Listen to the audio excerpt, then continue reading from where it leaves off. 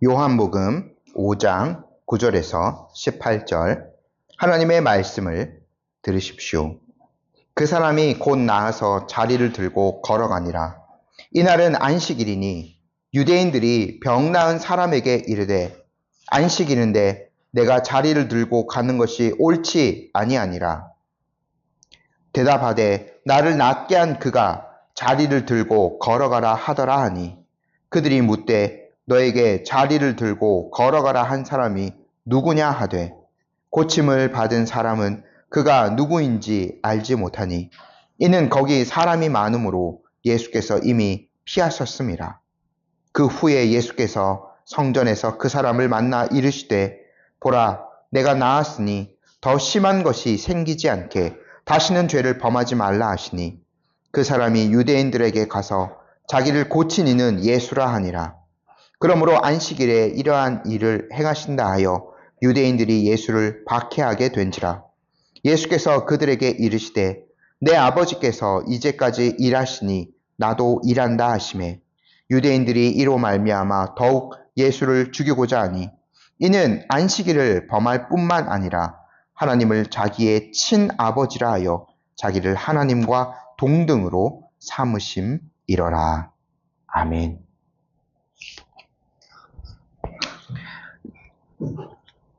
저희 지난주에 이어서 계속해서 베데스다 연못가에서 그 병자를 고치신 다음에 일어나는 일련의 사건들을 함께 저희가 오늘 또 말씀을 통해서 보게 되는데요. 예수님께서 유대 갈릴리 지역에서 사역을 하시다가 어느 명절인지 특정하지는 않았지만 유대인의 명절을 맞이하시게 되셔서 다시 예루살렘으로 올라가시게 되었습니다. 명절에 예루살렘에 가게 되면 사실 예루살렘 성전을 중심으로 해서 그곳에서 하나님께 제물을 드리고 예배 드리는 것이 합당한 일인데요. 예수님께서는 그 일을 하시기 전에 먼저 특정한 장소로 가셨고 거기에서 매우 특별한 한 일을 행하셨죠. 그 장소는 예루살렘 양문 곁에 있는 베데스다라는 연못가에서 일어난 일입니다. 이 양문은 아마 추측컨대 느헤미야가 성벽을 이제 중건할 때에 그때에 새롭게 이제 생겨진 문들로 보이고 제물에 쓰일 동물들이 드나들기 때문에 양문이라고 붙여진 것으로 생각됩니다. 근데 이제 이 예수님 당시에 그곳에 옆에 있던 그 베데스다 연못가 아마 이전 시대에는 거기에서 동물들을 씻기는 것을 했을 것으로 추정되어지는데 그곳에는 이제 그 기능들보다는 수많은 병자들이 몰려들어서 치유의 이적을 바라는 장소로 변질되어 버린 것들을 보게 됩니다. 이 곳에 전해져 내려오는 어떤 전설 때문에 그러한 일들이 일어나게 된 거죠. 천사가 가끔 못에 내려와서 물을 이렇게 움직이게 하는데 움직인 후에 처음으로 그 베데스다 못가에 들어가는 사람은 어떠한 병에 걸렸든지 낫게 된다는 바로 그러한 전설 때문에 수많은 병자들이 거기에 행각에 몰려들게 된 거죠. 예수님께서는 그 중에서도 매우 한 특별한 사람에게 가셨습니다. 38해 동안 아마 중풍병으로 추정되어지는데 누워있던 그 사람에게로 가셨죠. 그리고 예수님께서는 그에게 치유를 베푸시기 위해서 네가 낫고자 하느냐라는 말을 먼저 던지셨습니다. 근데 이 병자는 예수님께서 자신을 온전히 치유해 줄 수 있는 분으로 여기지 않았죠. 그래서 그 사람은 매우 엉뚱한 소리를 하게 됩니다. 물이 움직일 때 나를 못에 넣어주는 사람이 없습니다 라는 푸념을 예수님 앞에 늘어놓게 되죠. 이러한 것이 있었음에도 불구하고 예수님께서는 매우 특별하게도 이 사람에게 치유의 이적을 베풀어 주셨습니다. 예수님께서 일어나 내 자리를 들고 걸어가라 라는 말씀으로 그 사람을 치유하셨죠. 근데 그 사람이 즉시로 치유되었고 자리를 들고 걸어갔습니다. 근데 이제 이야기가 여기까지 그쳤다면 아마 일반적인 예수님의 치유 기사와 크게 다르지 않았을 겁니다. 물론 오늘도 제가 몇 번을 조금 얘기를 할 거지만 이 사람이 참된 믿음이 있었는가 없었는가 하는 거에 대해서는 좀 명확하지 않지만, 그러나 만약에 여기까지에서 그쳤다면, 저희가 이제 지난주에도 구절을 읽고 오늘도 구절을 읽었는데 안식일에 대한 것들을 좀 하기 위해서 오늘 이제 구절을 한 번 더 본문으로 삼아서 읽었는데요. 이날이 안식일이었기 때문에 매우 특별한 논쟁이 벌어지게 됩니다. 일부 유대인들과 예수님 사이에 조금은 격렬한 논쟁이 이제 불붙게 되는데요.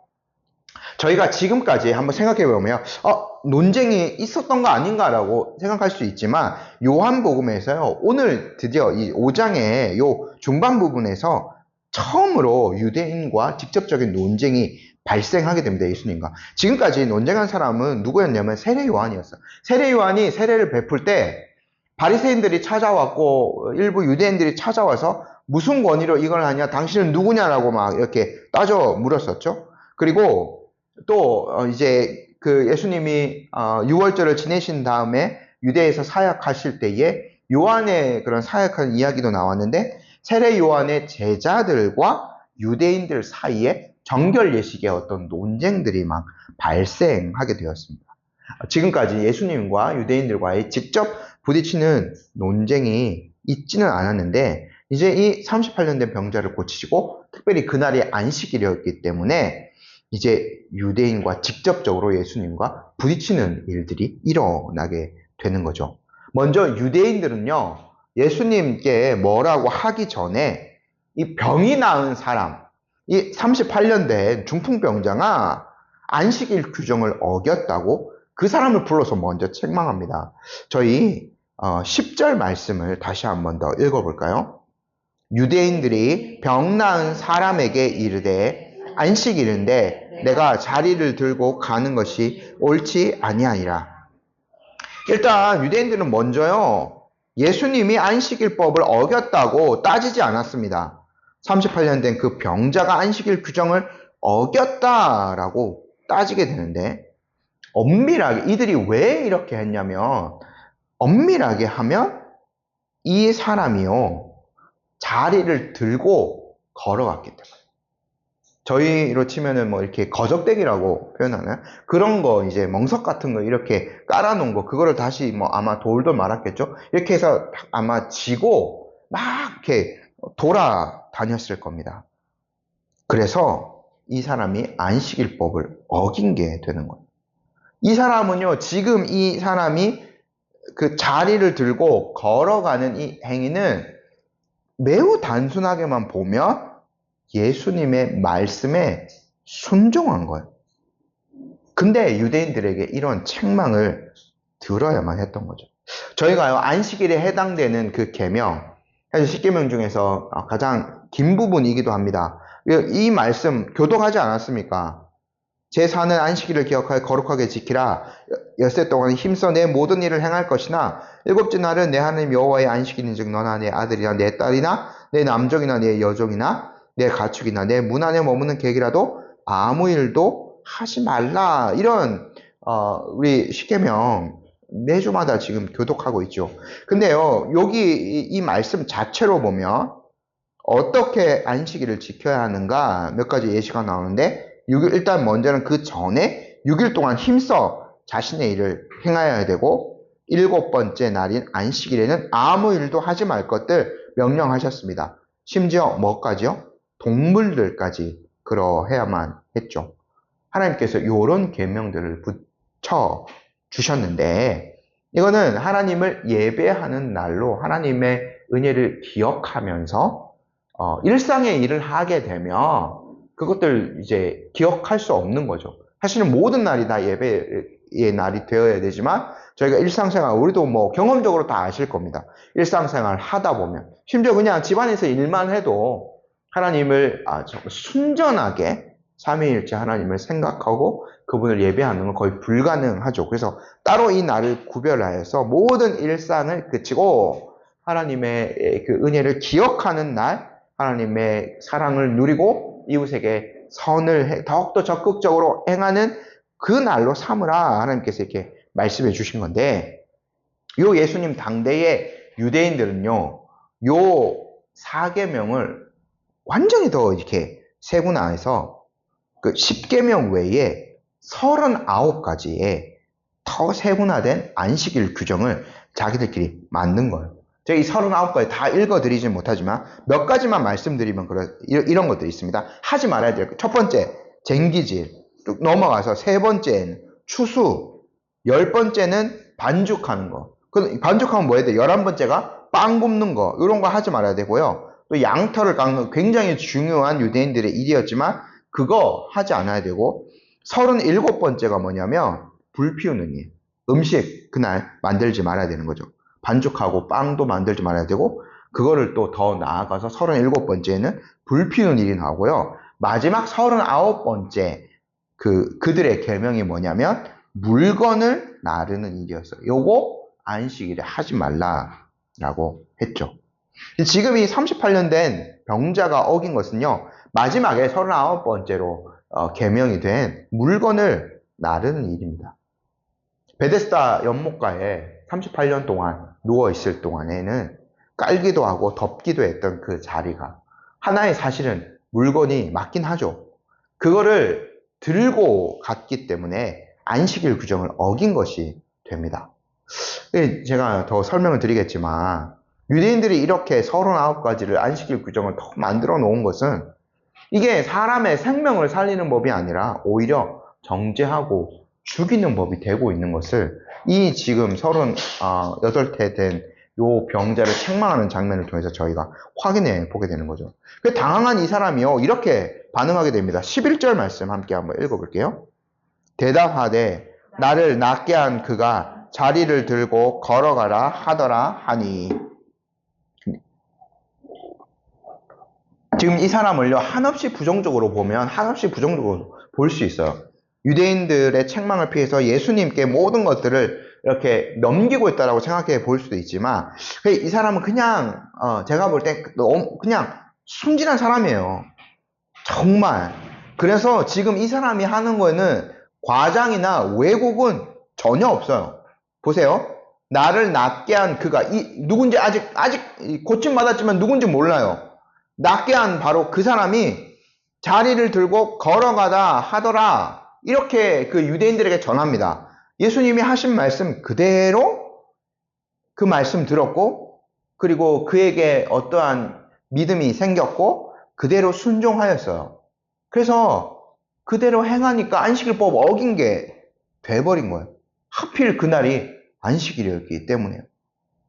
근데 저희가 이 사람이 지금 이렇게 책망 받기 전까지 꽤 시간이 있었겠죠. 딱 누군가가 저 사람이 뭐 하나 지켜보고 있다가 일어나서 딱 그 거적대기를 드는 순간 다시 안식일법을 이렇게 하진 않았겠죠.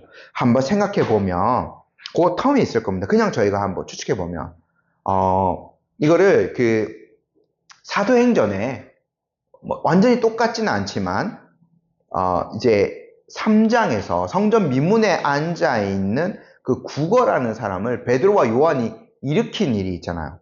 이 사람은요, 날 때부터 걷지 못한 사람이고 약 한 40년 동안 그렇게 생활하던 사람이었어요. 근데 베드로와 요한이 그를 주목하여 보고 그를 일으켜 세웠을 때 그 사람이 어떤 반응을 보였나요?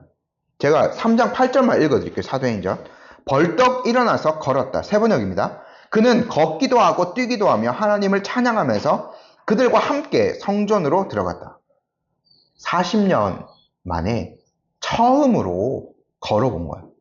그래서 걷고 뛰고 하나님을 높이면서 그 베드로와 요한을 따라서 성전으로 들어가요. 그러니까 이런 놀라운, 그러니까 자기 안에 전혀 예상치 못했던 이러한 기적이 일어났기 때문에 이런 행동을 하게 된 거죠.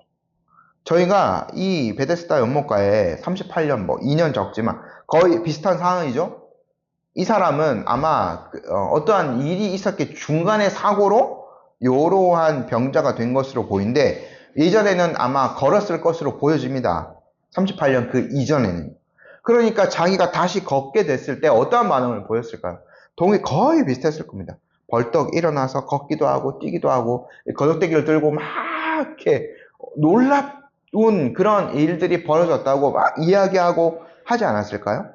그래서 요한복음에는 그런 묘사까지는 생략되어 있지만 이 사람이 정말 그냥 조용히 그냥 예수님이 말씀하셨으니까 조용히 그 자리를 들고 살금살금 어디를 갔다면 유대인들한테 쉽게 눈에 띄지는 않았을 겁니다.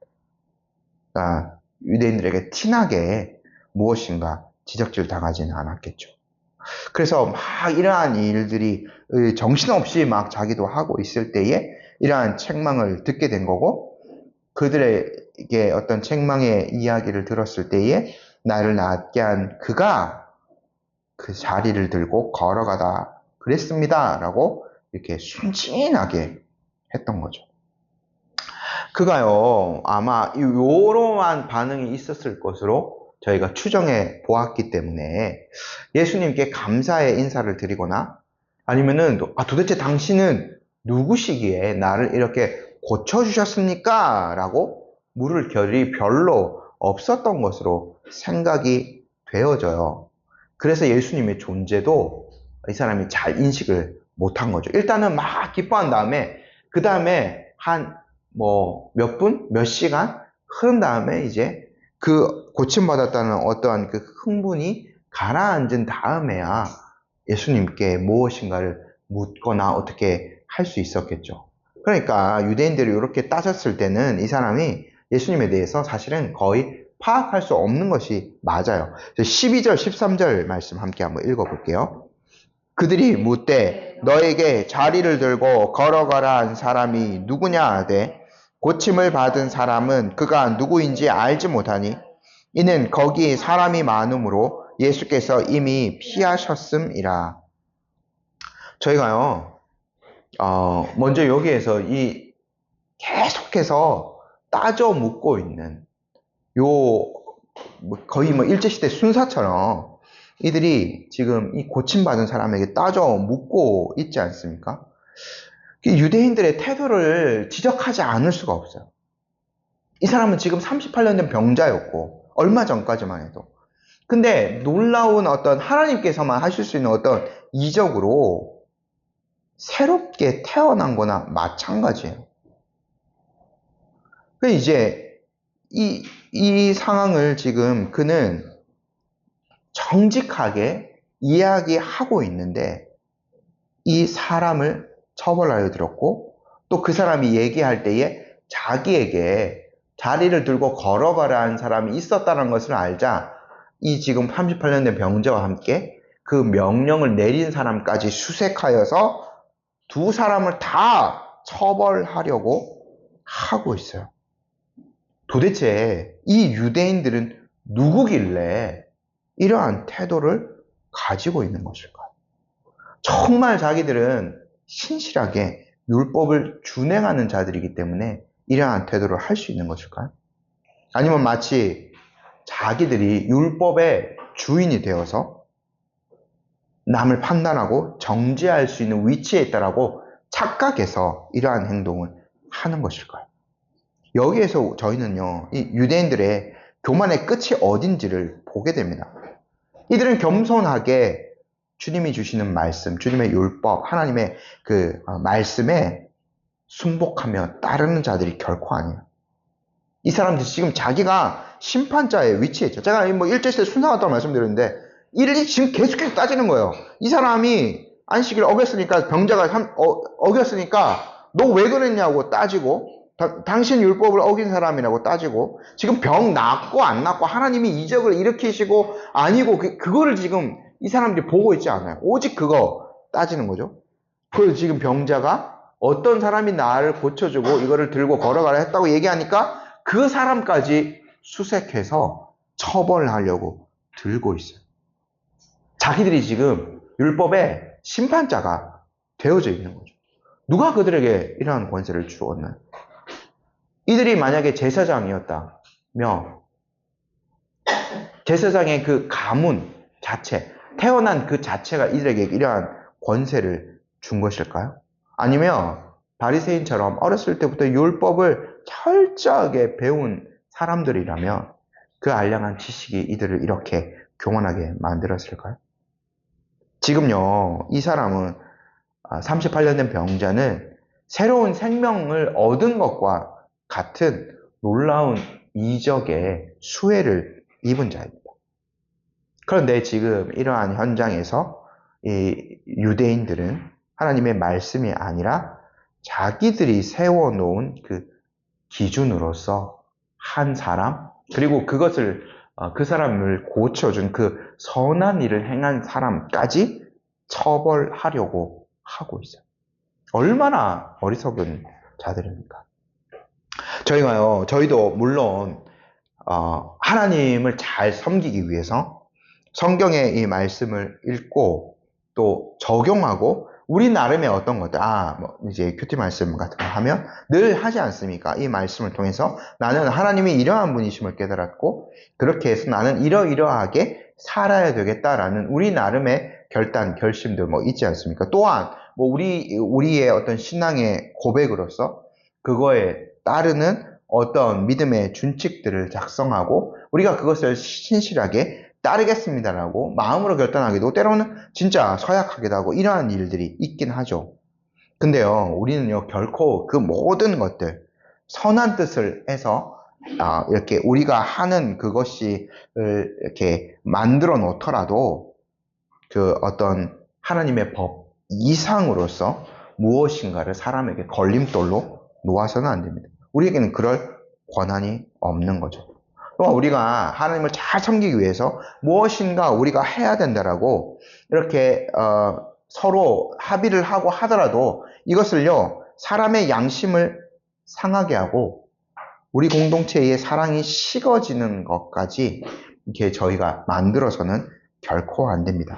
우리가 그냥 느슨하게 살자라고 이렇게 말씀드리는 것이 아니라 정당한 어떤 교회의 법, 신앙 공동체를 유지할 어떤 규칙들, 이런 것들이 필요하죠. 하지만 이 모든 것들은 구성원들의 합의, 또 자발성, 양심을 가지고 따르는 그것으로 해야 되지. 지금 그 유대인들처럼 이 양심을 이렇게 되면 어떻게 하나님 눈치를 보겠어요?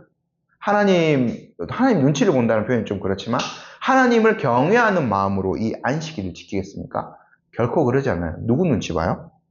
유대인들 감시하는 이 순사 같은 유대인들 눈치 보면서 안식일을 지키게 되는 거죠.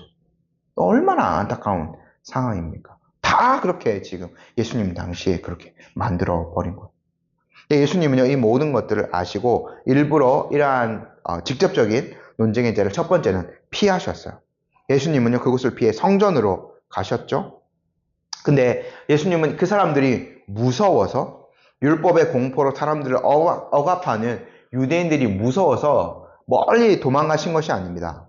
예수님께서 첫 번째 이 예루살렘에 오신 목적이 뭔가요? 유대인의 명절이 되었기 때문에 자신의 아버지께 예배드리고 의무를 행하셔야만 했기에 여기에 오신 거 아닙니까? 예수님은요, 그 사람들의 눈치를 보고 휘둘려서 무엇인가를 하신 것이 아니라 묵묵히 아버지의 그 계획 안에서 자신의 그 시간표대로 모든 일들을 행하고 계신 거죠. 그래서 예수님이 성전에 가셨습니다. 그리고 이 나은 사람도 성전에 갈 수밖에 없었는데, 왜냐하면 자기가 나은 것을 제사장에게 확인시켜야 됐고 하나님께 감사의 예물을 드리는 어떤 율법을 지켜야 했기 때문에 성전으로 간 거죠. 그래서 예수님과 이 38년 된 병자가 그 성전 안에서 만나게 되는데 예수님이 그에게 꼭 하셔야 될 말씀이 있으셨습니다. 14절 말씀 저희 함께 한번 읽어보겠습니다. 그 후에 예수께서 성전에서 그 사람을 만나 이르시되 보라, 내가 나았으니 더 심한 것이 생기지 않게 다시는 죄를 범하지 말라 하시니. 예수님이 하신 요 말씀 저희가 조금 생각해 볼 점이 하나 있어요. 일단 첫 번째, 예수님이요. 보라, 네가 이제 나았다라는 말씀을 먼저 하셨는데, 요거는 완료형 동사입니다. 요 헬라어를 보면요. 그러니까 끝난 거예요. 완전히 치유된 거예요. 예수님의 그 치유가 완전하고 영구적인 거. 그러니까 다시는 이 사람이 병이 안 걸린다는 건 아니라 다시는 그 이전에 중풍병으로 저희는 추측해 보고 있는데 그 중풍병으로 자리에 누울 일은 없을 것이다 라는 것을 선포한 겁니다. 또한 뭐냐면 예수님이 이렇게 말씀, 네가 이제 완전히 나았다, 더 이상 그 병으로 고통당하지 않는다, 이러한 것들을 말씀하셨기 때문에 이 사람은 이제 그 헛된 어떤 망상, 그 천사가 와서 물을 동하고 하는 그 어떤 헛된 것들에 믿음을 가지지 않아도 된다라고 예수님께서 말씀하신 겁니다. 두 번째, 예수님이 하신 말씀, 경고적인 측면이 있죠. 더 심한 것이 생기지 않게 다시는 죄를 범하지 말라라는 말씀을 주셨어요. 우리가 여기에서 조금 생각해 볼 점이 이제 있는데요. 먼저 우리가 좀 명확하게 해야 될 것이 하나 있습니다. 뭐냐면 모든 장애와 모든 고난이 죄의 결과인가라는 거죠. 다시는 죄를 범하지 말라. 그럼 죄를 범하면 더 심한 것이 생기고 하나님의 형벌을 받게 될 것이다라는 이면이 또 있지 않습니까? 그리고 이 사람의 1차적인 병의 원인이 죄였다는 것도 저희가 알 수 있는 거죠. 근데 우리가 이걸 일반화해서요. 죄, 모든 질병, 우리의 고난이 그 죄 때문이다. 이렇게 생각한다면 우리가 좀 올바른 사고를 할 수 없어요. 이 요한복음의 내적인 증거로만 봐도요. 저희가 좀 한참 뒤에 볼 것 같지만 9장에 예수님께서 시각장애인의 눈을 뜨게 하는 사건이 있죠. 근데 거기에서 사람들이 막 묻지 않았습니까? 이 사람이 장애인 된 거 누구의 죄 때문입니까? 이 사람 자체의 죄 때문입니까? 아니면 그 부모의 죄 때문입니까? 라고 사람들이 막 물었어요. 이게 사람들의 일반적인 사고방식이죠. 근데 예수님이 뭐라고 말씀하셨나요? 그것도 아니다. 부모의 죄도 아니다. 이 사람의 죄도 아니다. 하나님의 어떤 뜻을 드러내기 위한 것이다 라고 예수님께서 말씀해 주셨어요. 근데 저희가 한번 생각해 보면 이거 요한복음에서 이런 다양성이 있습니다. 또 저희가 한번 생각해 보면 사실은요, 우리가 고난받고 고통당하는 거 모든 것이 다 사실 죄 때문이다 라고 환원할 수도 있어요. 왜요? 우리 중에 죄인이 아닌 사람 누구 있나요? 아담의 타락 이후로 모든 인간이 죄인이지 않습니까? 그 죄의 유전 가운데 살지 않습니까? 아담이 하나님께 사형 선고를 받았죠. 그가 이제 땅에서 영생할 수 없어요. 그래서요, 땅도 저주를 받아서 열심히 수고해야 되고, 그로 말미암아 늙고 병들고 여자는 해산하는 고통을 겪어야 되고, 늘 이렇게 우리가 육체적인 죽음을 인식하며 살아갈 수밖에 없는 거죠. 그래서 사실은 죄가 죽음을 불러오고 병을 불러온 게 일반적으로 맞다고 할 수도 있어요. 그렇다고 해서 우리가 어떤 특정한 죄 때문에 지금 예수님께서 다시는 죄를 범하지 말라라고 말씀하신 것, 14절에서 말씀하신 것은 이 병을 일으켰던 어떤 특정한 죄가 이 사람에게 분명히 있었던 것으로 보여요. 그 전에 말짱할 때에 엄청난 어떤 이렇게 술을 마시고 중독적인 성향이 있었다던가 아니면은 또 다른 어떤 그 죄들, 너무 어떤 악한 것들에 빠져 있었기 때문에 그 죄가 이 병을 불러온 것이 분명히 연결고리가 있었던 거예요. 예수님은 그거를 말씀하시는 겁니다. 그래서 다시는 그 죄, 너의 그 병을 일으켰던 그 죄를 범하지 말라 말씀하신 거예요. 예수님께서 너 이제 완전하게 살아야 돼. 완전히 하나님의 율법 그리고 내 뜻을 지키며 살아야 돼. 안 돼요. 우리 모두는요, 거듭나고 하나님의 은혜를 받았다 하더라도 우리가 매주 하나님 앞에 나와서 매일 하나님 앞에 회개하며 기도할 수밖에 없는 연약함들이 있거든. 하나님이 우리를 완전한 부활체로 만들기 전까지는 우리가 육신 안에서 그렇게 살 수밖에 없는 거예요. 특정한 그 어떤 질병을 일으켰던 그 죄를 다시 짓지 말라 말씀하신 거죠. 그리고 육체의 죽음과 불편함보다 더 소중한 어떤 영적인 생명, 그리고 그 하나님 안에서 영적으로 죽어 있었던 이전의 상태, 이것들을 기억해야 된다라는 것을 내포하는 의미로 저희가 볼 수 있겠죠. 자, 이 사람이 예수님의 말씀에 어떻게 반응했는지는 저희가 명확히 알 수는 없어요. 근데요, 이 사람이 또 너무 순진한 어떤 행동을 하게 되는데, 유대인들의 추궁에 순수하게, 그러니까 순진하다는 표현이 나을 것 같아요. 자기를 고친 이가 예수다라는 것을 알려요. 15절 말씀 저희 함께 읽어볼게요. 그 사람이 유대인들에게 가서 자기를 고친 이는 예수라 하니라. 이제 어떤 분들은 일관되게 이 38년 된 병자 되게 이제 부정적으로 보는 사람들이 있는데, 저는 일단 중립을 지키고 싶은 게 뭐냐면 14절 말씀, 예수님께서 다시는 죄를 범하지 말라라는 것을 아주 순전하게 받아들였다면 이거는 좋은 뜻으로 아마 그 사람들에게 갔을 겁니다. 예수님의 이름을 당당하게 자기가 이제 드러낼 수 있는, 자기를 고쳐준 그 생명의 은인, 그 사람을 숨길 필요 없잖아요. 당당하게 이제 드러낸 것으로 볼 수 있겠죠. 만약에 이 14절의 말씀을 뭔 이렇게 잔소리를 고쳐줬으면 그만이지 무슨 이런 잔소리를 하나라는 것으로 굉장히 부정적으로 받아들였다면 이 15절의 행동도 그렇게 이제 볼 수 있는 거죠. 매우 부정적인 목적을 가지고 예수님의 이름을 그 사람들에게 알렸을 것으로 추정해 볼 수도 있는 거죠. 어찌되었던 간에 이 사람의 순진무구한 행동으로 말미암아 유대인들은 예수님을 너무나 미워하게 되었습니다. 16절 말씀 저희 함께 읽어볼게요. 그러므로 안식일에 이러한 일을 행하신다 하여 유대인들이 예수를 박해하게 된지라. 이 박해가 어느 정도 박해였냐면 결국에는 예수님을 죽이는 것까지 모의를 하게 만드는 그러한 박해. 저희가 요한복음뿐만 아니라 공관복음서 많이 보면 예수님께서요 안식일에 이런 선을 많이 행하셨습니다. 마가복음의 3장을 보면 마가복음의 이적이 제일 많이 나오잖아요. 그 예수님이 어느 회당에서 한쪽 손마른 사람을 치유하시는 이적을 일으키시는데 회당에 안식일에 모이잖아요. 그래서 이 안식일에 이러한 일을 행하신 것, 바리새인들이 그것을 보고 굉장히 못마땅하게 여기게 되거든요. 그래서요 결국에는 그것이 어디까지 이어지냐면 예수님을 죽이고자 하는 그 모의로까지 이어져 버리게 됩니다. 제가 마가복음 3장 6절 말씀 한번 읽어드릴게요.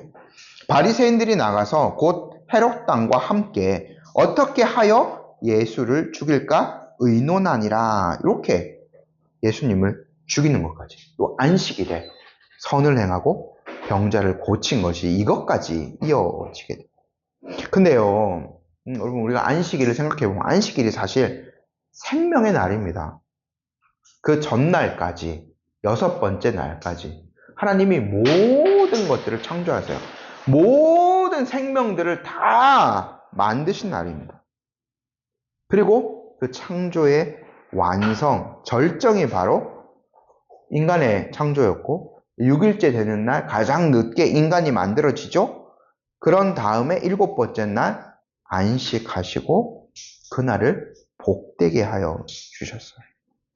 그러니까 사실 이 안식일이 얼마나 생명이 가득한 날, 모든 생명체가 다 완성이 되어지고 가장 아름답고 조화로움이 드러난 날이 바로 안식일이에요. 근데 지금 이 유대인들은 뭐 하고 있어요? 안식일 때문에 누군가를 죽이려고 하고 있어요. 죽음을 불러오는 그 율법 자체, 공포의 율법 자체가 되어버린 거죠. 이 얼마나 비참한 타락입니까? 예수님께서 그래서 그들에게 이런 말씀을 주시죠. 16절 말씀 저희 함께 읽어볼게요. 17절 말씀이요. 예수께서 그들에게 이르시되 내 아버지께서 이제까지 일하시니 나도 일한다 하시매. 이건 분명히 예수님께서 창세기 2장을 배경으로 하시는 걸 겁니다. 안식일에 하나님이 복되게 하시고 하나님이 7째 날을 복되게 하사 거룩하게 하시고 제가 그냥 읽어드릴게요. 창세기 2장이요. 1절부터 3절까지. 천지와 만물이 다 이루어지니라. 하나님이 그가 하시던 일을 7째 날에 마치시니 그가 하시던 모든 일을 그치고 7째 날에 안식하시니라. 하나님이 그 7째 날을 복되게 하사 거룩하게 하셨으니 이는 하나님이 그 창조하시며 만드시던 모든 일을 마치시고 그날에 안식하셨음이니라. 천지를 창조하시는 사역을 하시고 7째 날 안식하셨어요. 예수님께서 이것을요, 내 아버지께서 일하신다라는 표현으로 짧게 이렇게 표현했습니다. 근데 예수님이 아주 특별한 단어 하나를 더 붙이세요. 뭐냐면 내 아버지께서 이제까지 일하신다라고 말씀하셨어요. 그러니까 우리가 창조에 대해 생각할 때 이 안식이라는 거, 하나님이 더 이상, 성부 하나님께서는 더 이상 하실 일이 없어서 그냥 이제 6일까지만 사역하시고 7일째 안식일부터 그냥 쉬셨다, 이렇게 생각해서는 안 된다는 거죠. 하나님이 지금도 사실은 창조의 사역을 계속하고 계신 겁니다. 어떻게 해요? 지금도 새로운 생명이 계속해서 태어나지 않습니까? 대를 이어서 대가 이어지죠. 이 자연들을 보십시오. 저희도 해마다 똑같은 시기에 목련꽃을 보고 똑같은 그런 어떤 자연의 그것들을 계속 보고 있지 않습니까? 하나님께서 계속해서 그러한 것들을 만들어 가시는 거죠. 섭리라는 것들을 통해서 하나님이 이 자연 만물, 인간의 모든 어떤 역사들, 이런 것들을 주장하고 계신 거죠. 하나님의 지속적인 창조의 행위, 우리는 이것을요, 섭리라고 더 부르는 편이 나을 겁니다. 이러한 일들을 하고 계신, 그래서 예수님께서 지금까지 일하신다.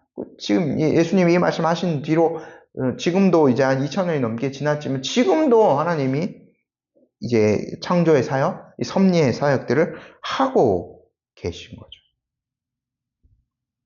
이 안식일이 영광스러운 것은요, 성부 하나님께서 그 모든 것들을 이루시고 계속해서 그 만물들이 유지되도록 붙들고 계시다는 것들을 이날을 통해서 더욱 철저하게 확인할 수 있기 때문입니다.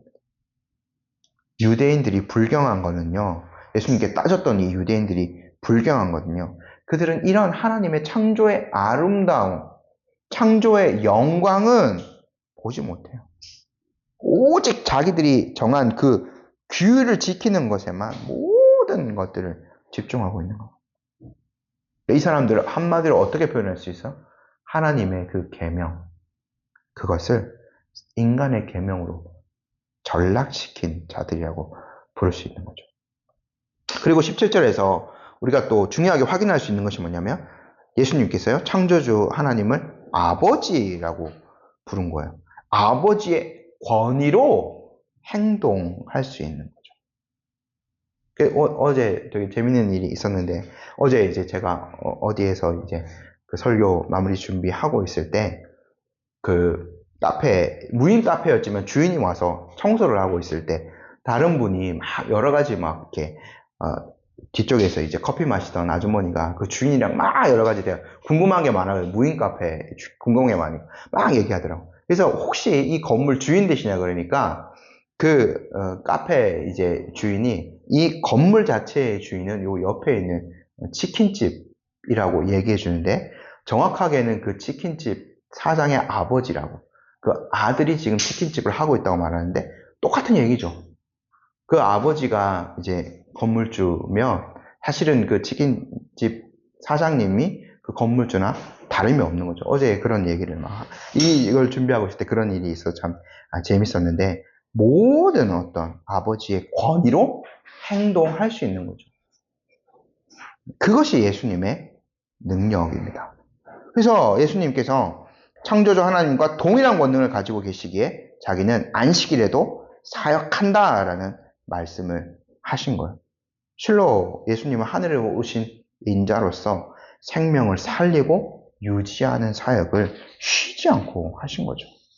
이제 유대인들은요, 예수님께서 안식일 규정 어기게 만든 것, 예수님이 어긴 것이 아니라 안식일 규정을 어기게 그 병자를 이렇게 어떻게 보면 이렇게 시킨 거, 그런 어떤 주동자, 이러한 것들과 함께 또 예수님께서 이제 이 발언, 하나님을 아버지라고 부른 그것을 두고 이제 예수님을 더욱 미워하기 시작합니다. 18절 말씀 저희 한번 읽어볼게요. 유대인들이 이로 말미암아 더욱이 예수를 죽이고자 하니 이는 안식일을 범할 뿐만 아니라 하나님을 자기의 친아버지라 하여 자기를 하나님과 동등으로 삼으시라. 여기서 유대인들은 예수님의 말을 잘 이해했어요. 예수님이 이 하나님을 자신의 아버지라고 부른 것 때문에 예수님 자신이 하나님과 자기를 동등하게 여겼다라는 것으로 잘 이해를 합니다. 그래서 예수님이 신성모독죄를 저질렀다 생각하여서 더욱더 예수님을 죽이고자 하는 의지를 공고히 하게 되는 거죠. 이제 오늘 설교가 조금 평소에보다 길어졌는데 결론을 좀 말씀드리겠습니다. 정리를 한번 하겠습니다. 예수님은요, 아버지께서 일하시니 자신도 일한다라는 요 말씀을 하셨어요. 그러면 성부 하나님이 어떤 사역을 하셨나요? 성부 하나님은 생명의 창시자이시죠? 하나님은 아무것도 없는 것에서 자신의 말씀으로 모든 만물을 만드신 그런 영광에 전능하신 하나님이십니다. 그리고 그 창조의 정점으로 자신의 형상을 따라 인간을 만드신 하나님이시고 그 피조물인 인간이 모든 하나님의 창조를 보면서 합당하게 하나님께 영광을 올려드리기를 원하셨던 그 하나님이셨던 거죠. 그래서 안식일을 제정하셨습니다. 그 안식일. 그것을 통해서 하나님은 피조물을 보존하시고 섭리하시고 피조물들이 하나님을 경배할 수 있게 하시는 분이시죠. 예수님께서 성부 하나님과 동일한 영광을 지니신 분이세요. 그래서 예수님도 생명을 창조하는 사역을 하시죠. 엄밀하게 예수님은 재창조하시는 사역을 하는 겁니다. 잃어버린 생명을 찾아서 다시 그들에게 생명을 얻게 하신 사역. 지금 38년 된 병자를 고치셨는데 이 사람이요, 새로운 생명을 얻은 거나 마찬가지예요. 아무 의미 없는 삶에서 이제는 두 발을 가지고 하나님을 찬양하면서 성전에서 예배도 드리면서 그런 새로운 생명을 얻은 사람으로 살 수 있는 거지 않습니까? 병자를 고치시면서 재창조의 사역을 하시죠. 하나님 나라를 선포하고 가르치며 생명을 잃어버린 자들에게 다시 생명을 허락하여 주셨습니다. 잃어버린 자를 찾아 구원하는 것, 이 재창조하시는 것이 바로 예수님의 사역이다. 그것이 가장 알맞은 날이 바로 안식일이지 않습니까? 그렇기 때문에 예수님께서 안식일에 오히려 더 적극적으로 선을 행하시고 많은 병자들을 고쳐주신 거죠. 하지만 우리가 오늘 말씀을 통해서 자세히 봤지만 어떤 사람들은 하나님이 주신 그 창조의 영광스러운 날을 사람의 것으로 전락시켜 버렸습니다. 거기에 더해서 이 사람들은 뭘 해요? 그 안식일에 사람을 오히려 죽이고자 하는 모의를 하고 있는 거예요. 타락한 본성이 여기까지 나아간 겁니다.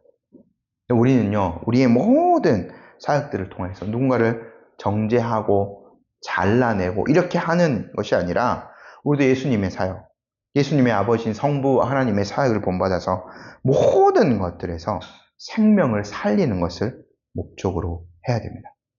불쌍한 영혼의 육적인 생명을 구하는 것, 거기서 더 나아가서 영적으로 예수님이 말씀하셨죠. 다시는 죄를 범하지 말라. 영적인 그런 어떤 최종의 그런 죽음을 네가 그것에 빠지지 말라라는 그 말씀을 주신 거지 않습니까?